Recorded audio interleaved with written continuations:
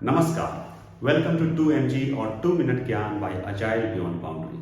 In this episode, we are going to decode Agile chapter concept. Primarily, we will be talking about three different aspects. First and foremost, what this concept is, what is tribe, squad, and chapter most importantly. If you are very well familiar with this concept, you can skip this part and you can directly go to the second part, which is what kind of problem this chapter concept is solving. Why this chapter? And then the third part is the key principle behind chapters or chapter lead.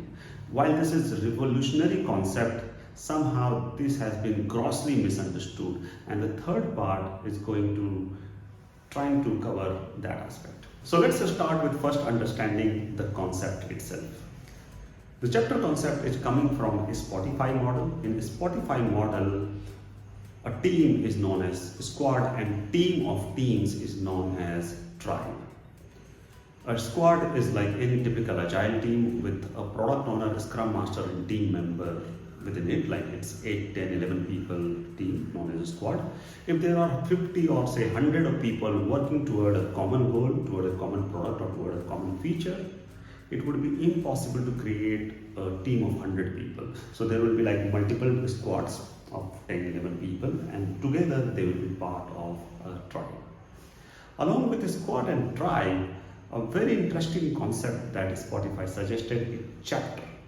And it says that the people management aspects can be flattened. Like in traditional way of working, someone within the team will be playing the role of team leader or people manager. In Spotify, the chapter concept is primarily to focus on people's competency and career growth. So it is more horizontal across squads around common skill or common competency. For example, if there are multiple squads, there are BAs in every squad. A chapter of BA or business analyst will be more horizontal, and one person within the chapter will be playing the role of chapter lead or people manager for that specific chapter. It is important to know that chapter concept is within the boundary of a tribe. But in any organization, there will not be just one tribe, but there will be multiple tribes, and with all possibility that same skill exists in other tribes also. So we don't create a chapter cross tribes. Chapter focuses on people competency and career growth. So there is people or performance management aspects attached to it. When it's come to sharing best practices, experiences, taking help of each other, it can go beyond tribe, and with all good senses, it makes sense to make it beyond tribe. And then there is a concept, something known as a guild. Guild is a cross tribe around common interest, like a community of practices. It's more like a forum where people come together. It's open for everyone. People come together, they share experiences, share challenges, and learn from each other, share the best practices. But don't get confused with chapter and guild. Guild is cross tribe to share experiences. Chapter is within tribe boundary and mainly focus on people competencies and career growth. So in first part, we looked at different concepts. In a very simple language, the definition of what is a squad, what is tribe, chapter, and guild. Now let's talk about why chapter, what kind of problem chapter is solving. Primarily, chapter solves three very, very important problems. First and foremost, for any team to be truly self-organizing, there should be a feeling of group of equals. It means team members should be hierarchical, independent to each other. If someone is like line manager of other people, then we may not be able to create group of equals feeling by design. This feeling should be by design. So what chapter did, it's a remove line management aspect, like from a vertical line management aspect, to make it much more flattened or horizontal.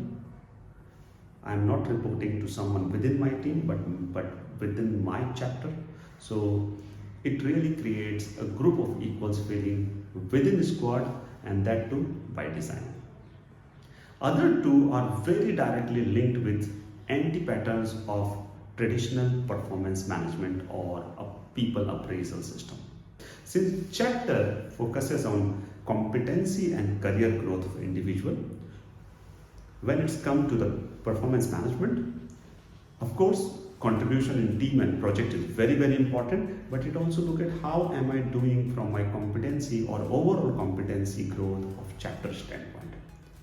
Because within chapter members share with each other what are the key learnings, where industry is going, and every sports may have a different need, but for our skill, for my role, for our role, what kind of training, learnings, new skills we need to develop. So by design, again, it creates a good balance between how I am performing in my team, plus what I am learning. Am I really future ready? Third aspect, again, an important anti-pattern in performance management. Most of time, the line manager is one level up or have a completely different role than the people whom she or he is appraising. So there is, where is compassion, where is empathy? A very important concept in chapter, that chapter lead must be playing that role herself or himself. If I am chapter lead of business analyst chapter, I must be business analyst myself, so that I can understand, I have a better understanding of day to day of other chapter members, what kind of challenges we are facing, what kind of supports we have, what kind of environment we operate on, and that's bring much more holistic or human aspect in performance management. So chapter solves these three very, very important problems. It brings compassion, it brings competency growth as an important element of performance management, and it brings group of equals feeling. Now in the third and the last part of this video, I'm going to talk about some of the key principles for chapter. As I said earlier, that this important concept has been grossly misunderstood. Often people use people manager and chapter lead name interchangeably, and we think that if I start to call my people managers or line managers as chapter lead, we are agile. Not at all, not at all. While every chapter lead is people manager, every people manager are not chapter lead. That's principle one. To be chapter lead, I must be playing that role myself. By model or by process, we can treat chapter lead like a people manager, but in reality, chapter lead should not be perceived like traditional project manager, but chapter lead is more of a servant leader. In agile way of working, we empower team to take decision for themselves, even for their career, even for their own competency growth. And if as a chapter decided that the certain things they need to learn, certain kind of work they wanted to do, then role of chapter lead is to enable that wish by talking to HR, talking to senior management, and so on and so forth. So it's more of a servant leader's job and not like traditional people manager. That principle 3. Principle 4, that there must be hierarchical independence between PO, Scrum Master, and team members, so that there is group of equals feeling. I hope with these principles, the notion of chapter would be much more clear to you. Why chapter and what is chapter? It's a lengthy video, but it's a very, very important concept, and we covered 3 different parts. I hope you like it. I am very, very much looking forward for your feedback. Please do like us, subscribe.